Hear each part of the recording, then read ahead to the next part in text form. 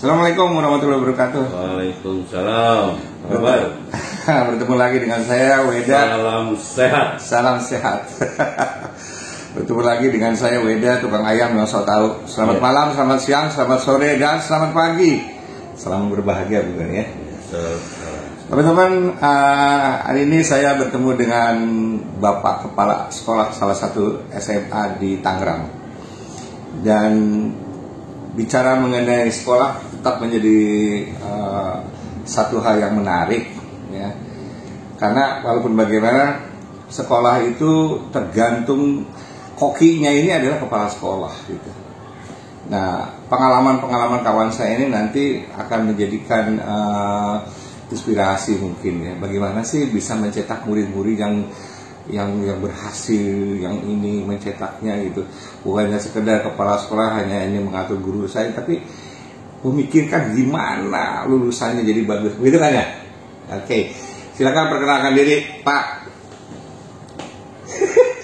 Oke, nama saya Lili Kusmaya. Sudah menjadi kepala sekolah di Kota Tangerang. Sudah berapa tahun tuh?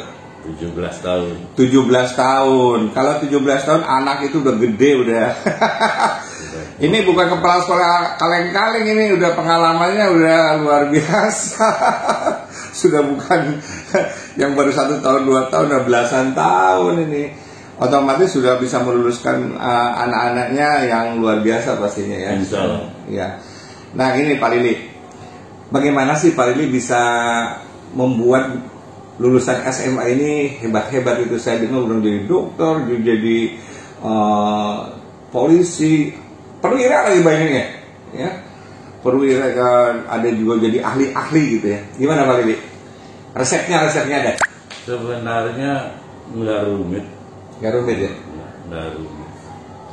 Intinya mereka jadi orang, jadi pejabat, jadi orang sukses, jadi pengusaha sesuai yang mereka harapkan. Itu bukan peran langsung dari sekolah. Nggak ada penelitian yang dasar. Terkadang di sekolahnya bandel, malah jadi pejabat. Terkadang yang sekolahnya kecamatannya tebal, yang serius, biasa-biasa saja. Pada akhirnya dialah yang menentukan. Sekolah hanya sifatnya berdasarkan ramuan kurikulum yang ada, hanya menghantarkan saja. Nasibnya mereka. Ya, paling ini sampai tahu gitu anak-anak nanti bakatnya gini. Apa ada survei dulu ke anak-anak atau sehari-harinya gimana? Survei ada, apapun ada. Tim BP biasanya juga mengolah data dari data anak, data ini, data prestasi dan lain sebagainya. Kemudian survei bahkan ke tempat-tempat tinggal mereka gitu ya. Seperti apa kondisinya? Ya berarti Anda tahu anak itu dari mulai masuk itu sudah diarahkan gitu ya? Atau pengennya anak itu saya pengen jadi ini gitu, sudah mulai pengarahan gitu? Diarahkan tidak, karena walau bagaimanapun juga itu pilihan. Campur tangan guru bahwa si A harus ke sana, si B harus ke situ, si C harus ke sini. No. Hanya anak itu saja yang menentukan nasib. Jadi pendidikan itu tidak membentuk ya, tapi memberikan pilihan. Memberikan pilihan. Dia membentuk sendiri dengan lingkungan. Dia belajar sendiri dengan lingkungan kelas, dengan lingkungan di kantin, dengan lingkungan di lapangan olahraga. Nah itu sebenarnya interaksi itulah yang disebut KBM yang sebenarnya. Perkara materi struktur kurikulum nyampe itulah target kurikulum. Nyampainya sampai sejauh mana nggak ada yang bisa meneliti sampai bahwa saya berperan si A sampai jadi misalkan Kapolsek atau si biasanya begitu. Kalau udah berhasil pada ngaku itu anak murid saya gitu kan. Itu anak saya, tapi kalau ke penjara nggak tahu. itu biasa, itu manusiawi ya, sangat manusiawi.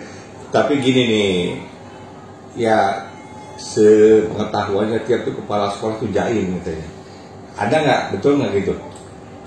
Sudut sudut mana yang memandangnya seperti itu ya? Enggak, anak-anak tuh pada segen banget gitu sama kepala Ya, sekolah. mungkin saja, ya. mungkin saja seperti itu karena birokrasi mungkin. Iya. Untuk meminta tanda tangan atau proposal harus nggak mungkin juga.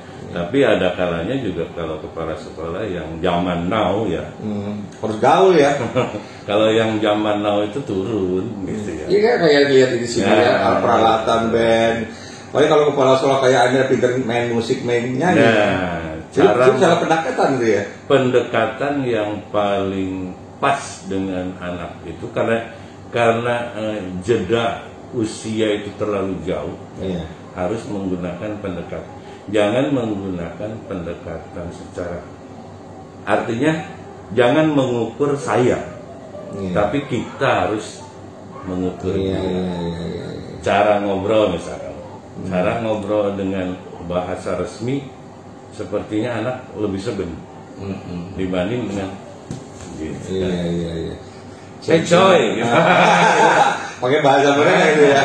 Permulaan kita harus ngerti bahasa zaman now itu harus ngerti ya. Tuh, bukan dia yang dipaksa harus ke kita, tapi kita harus masuk kepada tradisi mereka, kebiasaan mereka, pergaulan mereka, keinginan mereka. Ini yang memang menjadi sulit ya bagi teman-teman guru untuk melakukan itu.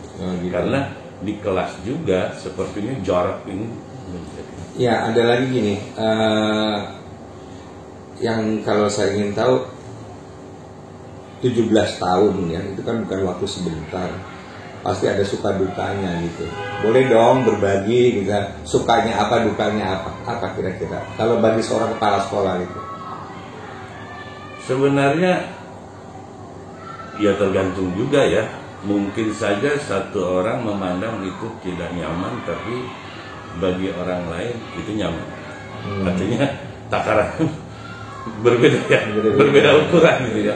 Tapi lebih banyak sukanya atau lebih dukanya? Kalau saya enjoy.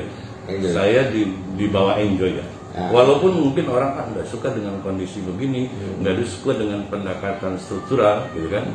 Ya sudah ikuti. Toh kita punya atasan, kan? Itu walau bagaimanapun juga, ya, pendekatannya struktural, perintah, gitu ya. Ya berarti di sini sampai bisa bertahan 17 tahun sehat, ya tidak punya pikiran apa-apa itu berarti enjoy dan itu berarti banyak sukanya dong. Isi going, tidak pernah mengeluh. Tapi mungkin kalau lihat anak gagal sedih dong. Itu dukanya di situ ya. Yang duka itu ketika anak putus sekolah. Putus sekolah karena ekonomi mungkin, bukan karena uang bayaran, karena di Banten sudah tidak ada uang bayaran ya. Bukan itu, mungkin ongkos dari rumah ke sekolah tidak ada, atau dia harus berjuang untuk membantu orang tuanya dengan waktu yang sama. Ketika di jam-jam belajar dia harus dagang itu putus. Nah itu. Tapi di lain pihak juga mungkin Pak Lili pernah mungkin atau mungkin sering ya, saya yakin sering membantu anak-anak yang nggak mampu itu. Setiap tahun selalu ada dan saya jemput gitu ya. Waduh. Teman-teman siapa yang punya uang lebih coba kumpulkan. Ini si X ini di sini, rumahnya di sini, nempel di pabrik ini ya. Orang tuanya dagang kopi itu apa adanya, tempat tidur tidak ada, rumah tidak ada gitu ya. Hanya nempel kardus begitu saja, ya sudah bantu. Banyak teman-teman yang bantu. Artinya jangan melihat kalau kepala sekolah itu tidak punya rasa sosial ya, ternyata karena mereka lebih dekat dan lebih tahu ya. Lebih tahu. Jadi nggak nolong itu kayaknya merasa kebangetan gitu ya. Betul. Gitu. Betul. Nah itulah kehebatan kepala sekolah ya, dimana jangan diukur kepala sekolah materi saja gitu, tapi lihat kiprahnya juga gitu Pak Lili ya. Setuju nggak kayak gitu tuh? Oh sangat setuju. Setuju ya. Setuju. Ya. Pensiun masih lama nih. 2022. 2022 setahun lagi ya, mudah-mudahan Pak Lili sehat ya. Sehat. Sampai sekarang tujuan PNS itu, ya cita-citanya itu hari haknya pensiun. Iya, ketika menuju hari hak pensiun berhasil, ya, itu puas ya, betul-betul lulus gitu, lulus, sebagai ya. seorang abdi negara. Betul ya. Harapan paling menjelang sudah 17 tahun. Tahun 22 harapannya ya, muncul generasi muda kepala sekolah yang betul-betul berpikiran milenial. Tapi namanya regenerasi atau pengkaderan sudah ada. Sudah ada. Sekarang sudah rekrutmen kepala sekolah sudah mantap kelihatannya. Mantap, dari mulai tahapan-tahapan permennya udah bagus ya. Ya mudah-mudahan saja nanti Indonesia itu masih banyak sekali menerapkan kepala-kepala sekolah yang lebih hebat dari kayak Pak Lili ya. 17 tahun berkiprah tidak pernah punya masalah, tidak pernah apa, bahkan bukan masalah, malah yang ada berkah dari itu. Berkah itu keberhasilan siswa-siswanya. SMA ini termasuk lulusannya di masuk perguruan tinggi paling banyak kan. PTN banyak. Iya, negeri lagi ya. Negeri. Ya. Dan itulah tidak lepas dari tangan dinginnya dari kepala sekolah sebagai koki gitu. Koki di sekolah itu. Guru sebagai pemasaknya kali ya. Guru tukang masaknya, chefnya itu kepala sekolah gitu. Ya itu Pak Lili, terima kasih ngobrol-ngobrolnya nih ya. Oke ya, mudah-mudahan sehat sampai pensiun. Dan setelah pensiun juga sehat. Begitu teman-teman, obrolan tukang ayam dengan kepala sekolah. Mudah-mudahan ini jadi inspirasi buat Anda semua. Dan kita ketemu lagi dalam obrolan yang lain. Dan untuk teman-teman guru, kepala sekolah, mudah-mudahan ini jadi inspirasi untuk Anda semua. Terima kasih, saya Weda, tukang ayam yang saya tahu. Terima kasih atas perhatiannya. Wassalamualaikum warahmatullahi wabarakatuh.